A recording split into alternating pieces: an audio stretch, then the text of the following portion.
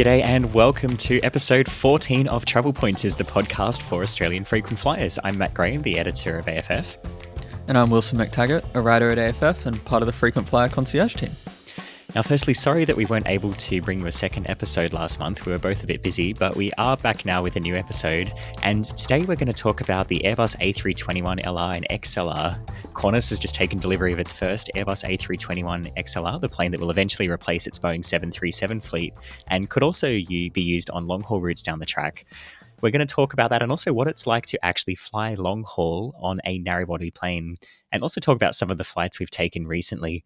But first, Wilson, let's have a look at some of the main airline and loyalty program news from the past month or so. And firstly, around 6 million Qantas customers have been caught up in a major cyber attack.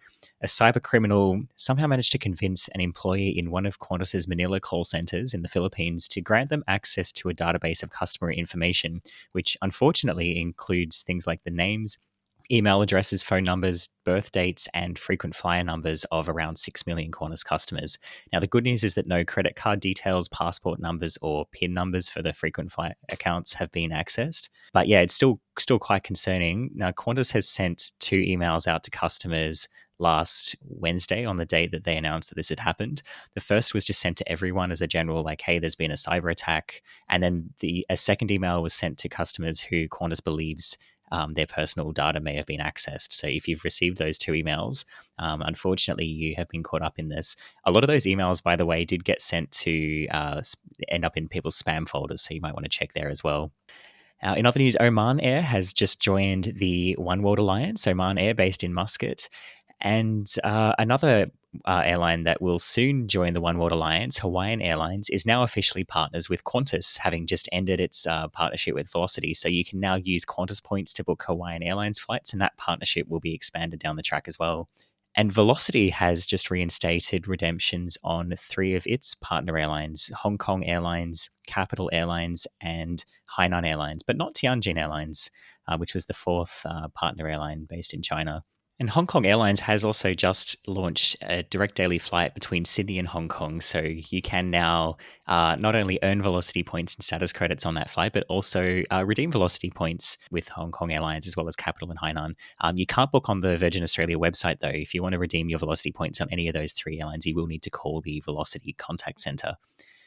And sticking with Asia, Jetstar Asia is unfortunately closing down. Now, Jetstar Asia is Qantas's Singapore-based subsidiary of Jetstar. They just announced kind of abruptly in the middle of last month that, Jetstar Asia is going to ramp up its operations, and 31 July will be the last Jetstar Asia flight, which is a bit of a shame. It's, the airline has been losing money for a little while, but it was kind of sudden that it is now going to be closing down. Have you flown with Jetstar Asia, Wilson? Yeah, just the once between Manila and Singapore, and honestly, it's a pretty solid flight. It's pretty similar to what the Jetstar experience is back home. So yeah, it's a bit of a shame for low-cost travel in Asia, unfortunately. Yeah, I've flown with them a few times, like between Singapore and Kuala Lumpur. It was like once from Singapore to Bangkok. And I remember I booked them from Singapore to Bangkok for that particular trip because it was like a quarter of the price of Singapore Airlines. And I mean, of course, it's a totally different cabin experience and product, but like it was totally fine. It was on time. The plane was clean, and it was perfectly acceptable. So yeah, it's a bit of a shame to be losing some of that low-cost competition in Singapore. Scoot, which is owned by Singapore Airlines, is now going to be the only low-cost airline based in Singapore. So yeah, and I'm not sure as well, like how this is going to affect Qantas's network into Asia, because like Qantas for quite a long time has been, if you wanted to fly to Kuala Lumpur or Phuket or maybe somewhere in Indonesia or any of those Jetstar Asia destinations, which Qantas itself doesn't serve, Qantas would sell you a ticket to Singapore with a onward like code share flight connection on Jetstar Asia, and those connections aren't going to exist anymore. So yeah, I'm not sure how Qantas is going to be able to compete to some of those secondary Asian cities in the same way. Yeah, it was also a pretty good way to earn some cheap little status credits as well. If you could add a bundle to the fare, it's a bit of a shame. Yeah, that's true. Now, China Eastern has announced that from December, it's going to fly twice a week from Auckland in New Zealand to Buenos Aires in Argentina. Now, this was not on my bingo card, Wilson.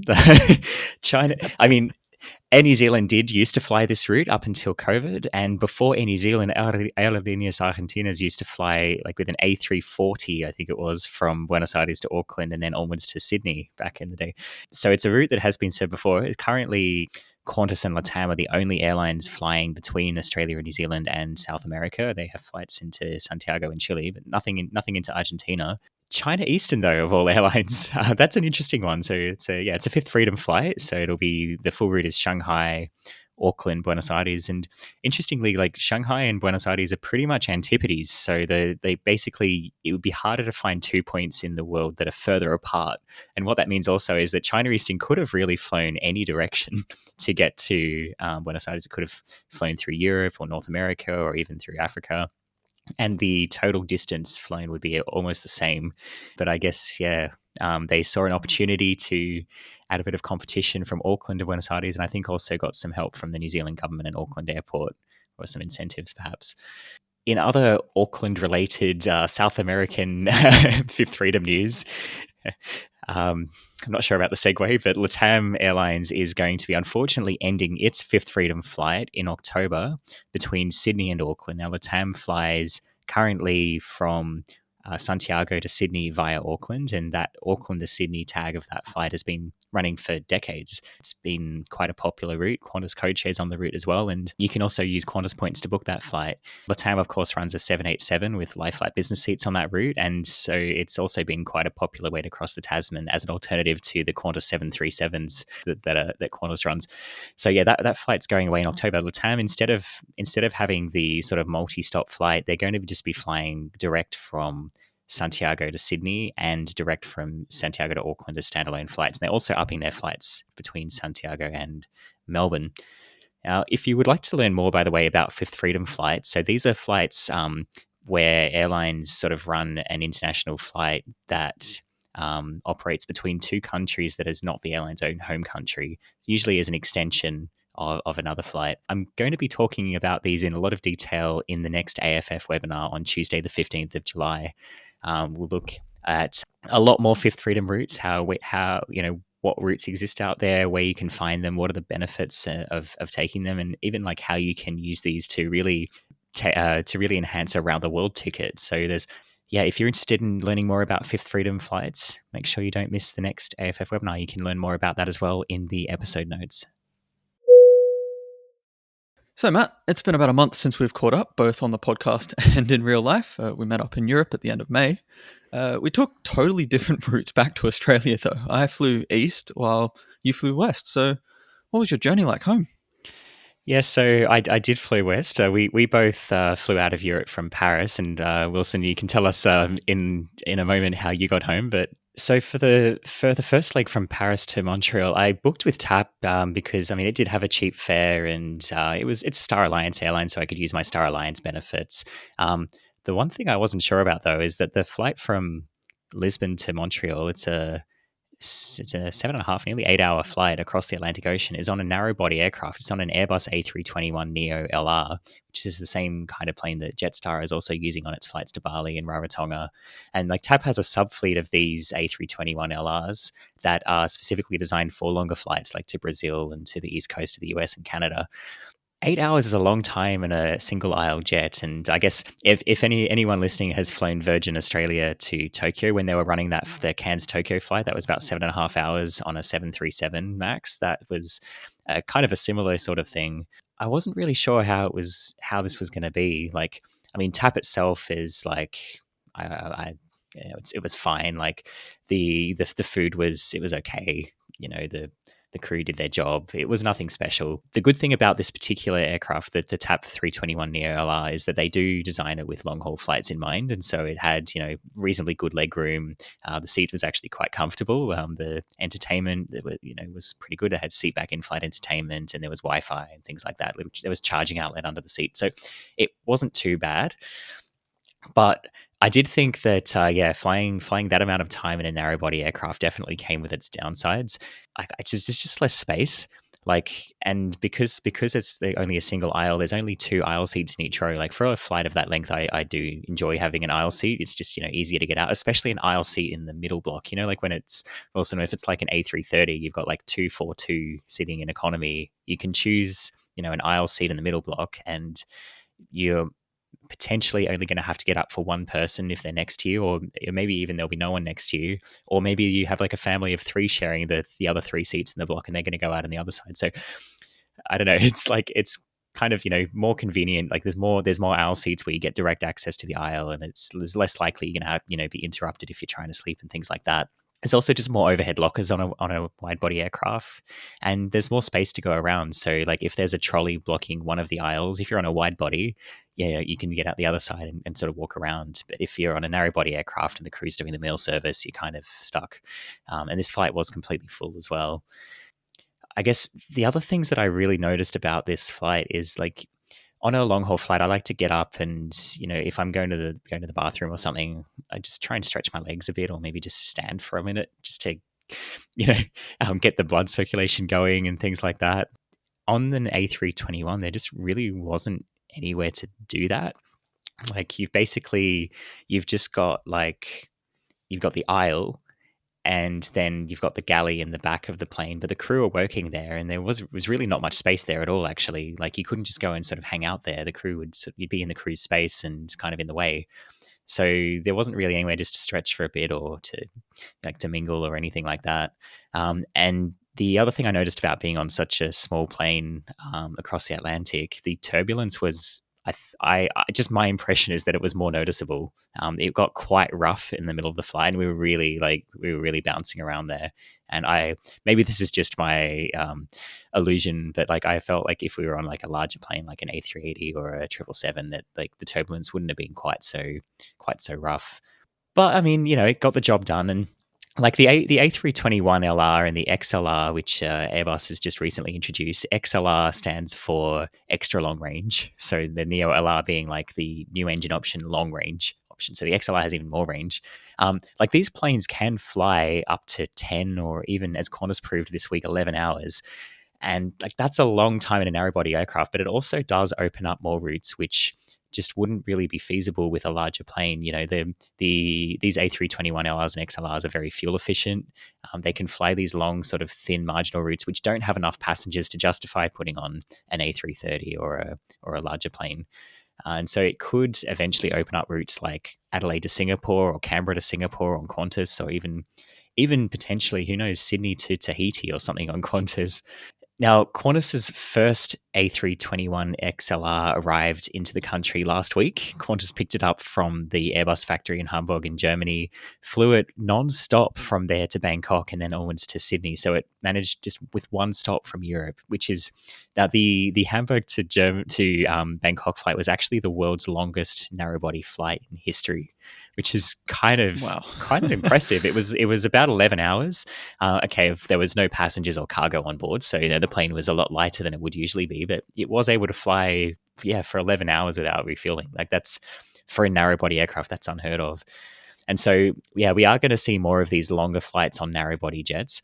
In economy, I mean, I guess there's obviously some downsides, but still it was okay. And as long as the airlines are configuring these planes with long haul flights in mind, so giving a little bit more space, like a little more legroom in economy, making the seats comfortable, which Jetstar definitely hasn't done on its Neo LRs, as you know, Wilson.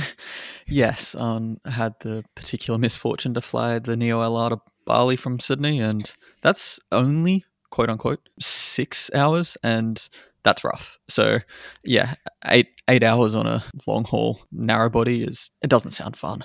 Yeah, I mean, at least like with the TAP configuration, and a lot of the airlines that do have like subfleets or sort of these A321 LRs or XLRs designed for long haul flying, they are putting at least like lie flat business class seats as well, and they are configuring it with these longer flights in mind. I think some airlines even have premium economy on their A321 LRs.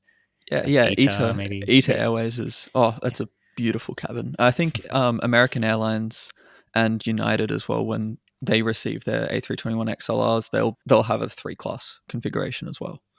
I think maybe SAS, don't quote me on this, but they do have a subfleet of Neo LRs flying transatlantic. think they might have premium economy as well. I'm not sure. I haven't personally flown that one, but yeah, let us know on the Travel Pointers discussion thread how you feel about flying narrow body long haul. It's something that we'll probably see more of in the future, and I mean, there's going to be inherent downsides just with the things I just mentioned, but maybe it's not so bad. I mean, I didn't honestly get off that TAP flight thinking I really wish I didn't book this. This is awful. It is long haul economy, landing quite late at night, I believe. Yeah, that flight was a like an evening flight. I'm not sure I would have enjoyed the overnight return leg of that, but then again, I probably wouldn't have in economy on any airline or aircraft. So. It doesn't matter who you're flying. It is hilarious to me, though, that Qantas, which just took delivery of its first XLR, these planes will be used on very short domestic routes. The extra long range will not be necessary for the Melbourne to Sydney jump. There is other reasons that Qantas is choosing to purchase the A321 XLR beyond just its range, of course, but it is a little bit different, I guess, to how a lot of airlines are planning to use its the A321 XLR, because it's proving to be an extremely popular plane to order. Yeah, so which airlines already have the A321 XLR? At this point, Iberia, Aer Lingus, and the ultra low cost Wizz Air. Ooh, please tell me that Wizz Air, I mean, I've flown Wizz Air, the legroom is, I think, even worse than Jetstar. Yes. Please tell me that Wizz Air is not planning to use these on flights of 10 hours. I don't believe so, but who knows? I know that the A321 XLR can hold something like 230 passengers, and so being on a plane like that for 10 hours, that doesn't sound like a whole lot of fun.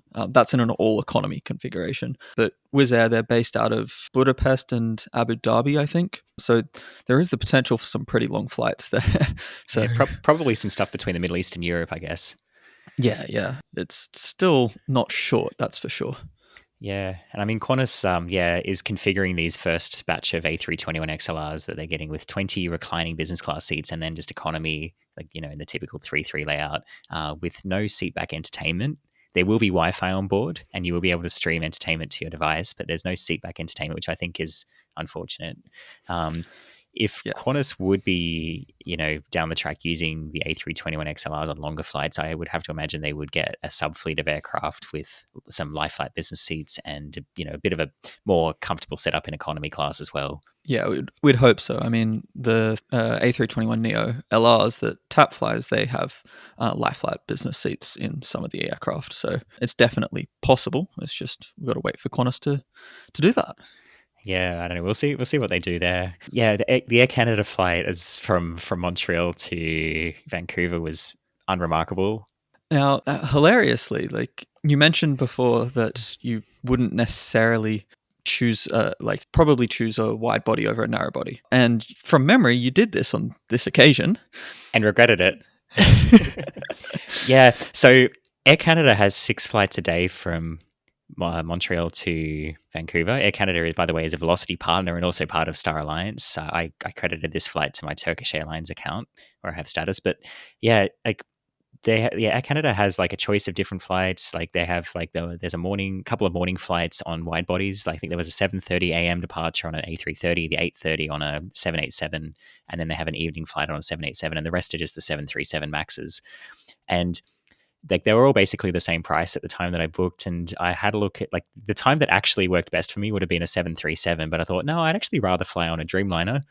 And so I took this morning flight, which I almost never choose to do, and I regretted it because I ended up having quite a late night before that and slept only like 3 or 4 hours before I had to get up and go to the airport. Yeah, okay, the flight was nicer, but I ended up I felt so tired and kind of dead when I got off. So I don't know. There's a thread on AFF as well where people are having a bit of a discussion about this. Like, would you prioritize choosing a particular flight time because it has a nicer aircraft, or would you just choose the schedule that works best for you or the price that works best for you? Yeah, you can go into that discussion. We'll put a link in the show notes and share your thoughts on that. But yeah, I have to say Air Canada, not remarkable in any way. I think we got like one biscuit, and they did have free beer and wine. Not that I took advantage at 8:30 in the morning. They've started doing that because Porter, one of the other airlines in Canada, has offers also free beer and wine, and Air Canada kind of felt like they needed to compete. So that was Interesting. That's competition at work, isn't it? Yeah. Yeah, and then the last leg from Vancouver to Sydney, that was a great Qantas redemption. I booked a classic reward, 108,400 points and taxes. That will increase next month. So, yeah, actually, this is probably a good reminder that Qantas is putting up its award chart very soon. So, if you have some Qantas points that you want to redeem, best to book by the 4th of August before those prices increase by 10 to 20%. But yeah, that was a nice flight. A very vanilla Qantas long haul business class experience, but in a good way. Qantas now uses the Cathay Pacific Lounge in Vancouver, which was lovely. They had a noodle bar and night like runway views and stuff. That was a very lovely lounge. The flight was pretty much on time. I had a nice window seat in the Dreamliner business cabin. They served dinner and it was kind of like a supper service after takeoff. There was like a main meal and a dessert, and that was it. And drinks, of course. There was snacks available during the night, and then breakfast 2.5 hours before landing. That was, yeah, I slept probably 7 hours, which is, I think, great for a long haul flight. I was very happy with that. And yeah, it was comfortable. The crew were very nice and caring, and yeah, totally full flight, but they looked after everyone really well. So one thing that Qantas does not have on its long haul flights is Wi-Fi. And unfortunately, I have to say in 2025, that's kind of uncompetitive especially on that market. Like Air Canada has Wi-Fi on its Vancouver Sydney flight, and pretty much all the US airlines, American, Hawaiian, Delta, United, all have Wi-Fi on their flights across the Pacific. So hopefully Qantas will get around to installing that soon. But otherwise, perfectly good, serviceable flight. It was not really anything that stood out, but it was a comfortable way to fly, and the service was pretty good. So that's how I got from Paris to Sydney. Wilson, you went the opposite direction. Yeah, so the last time we chatted on the podcast, I was just off my Air France flight from Paris to Tokyo. That was in economy on an Air France 777. It's about 14 hours. And I have to say, it's not an amazingly great experience. A 777 economy seat is not very comfortable. It's in a 343 configuration. Oh, the nasty tenor breast on the 777. Yes. So it's quite thin. There is champagne on Air France. I don't drink much alcohol, and so I did the blasphemous thing of ordering a tiny little bit. I actually ordered it with orange juice, and the flight attendant kind of laughed at me. It was a bit disgraceful, frankly. That's pretty cool, though. Let me get this straight. Air France offers free champagne in economy class. Yes, that's and it's right. And it's real, like proper, like French champagne, Proper not sparkling champagne. wine, not prosecco or. Yes, champagne. It's proper champagne in economy class. It's only in the meal services. Okay. But there are two. If you wanted to get champagne with the breakfast service, then I believe you can. You just have to request it. But it's pretty neat. I don't know any other airline that does that. Yeah, I mean, considering, I think we talked about this before, but I'm going to say it again. Finnair, premium economy, you got to pay for sparkling wine. There are contrasts. But arriving in Tokyo, I spent a night in Tokyo, then flew back on Japan Airlines. This is my first time flying on Japan Airlines, and I have to say it's a fabulous product. So I flew Tokyo Haneda to Sydney on the Japan Airlines 787 Dreamliner, and that is configured in a 242 configuration, which is, I believe it's the only airline to put its Dreamliners in that economy configuration, which was actually what Boeing intended to do, but airlines wanted to squeeze that extra dollar. Shocking. An airline that decided to configure its cabin more densely so they could fit more people in it. Absolutely shocking. The world continues to surprise us, doesn't it, Matt? But that flight is very comfortable. It's got a lot of legroom. The seats are wide. The entertainment is good, not great, but we're nitpicking here. And I love Japanese food. The other big benefit, I guess, for me personally was I have a Qantas Platinum status, so I was able to use the Japan Airlines first class lounge in Tokyo Haneda, which is it's pretty nice. It sounds lovely. Yeah, it's got really good runway views and like made to order dishes, so it's a really good experience. So sort of a bit of a contrasting way to get home, to be honest. A pretty average flight, I guess, followed by a really good one. Yeah, I think like, and I wrote a little while ago about like how all economy class products are not the same. Like, some people think, oh, economy is economy. It's, but there is, maybe the differences are subtle sometimes, but there is a difference between economy and like Japan Airlines economy.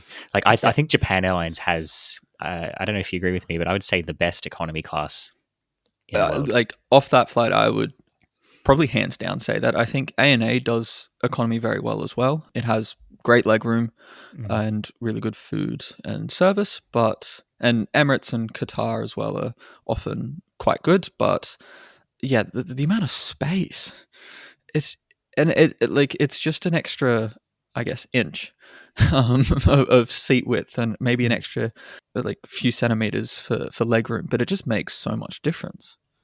Yeah, I've flown on the JAL 787 as well, long haul, and it was very nice. Like it's so spacious, and of course, good service. It's Japan Airlines, of course. The service was good, and Yeah. the food was pretty good too. So, yeah, like that's a really nice way to fly, and it does definitely make a difference.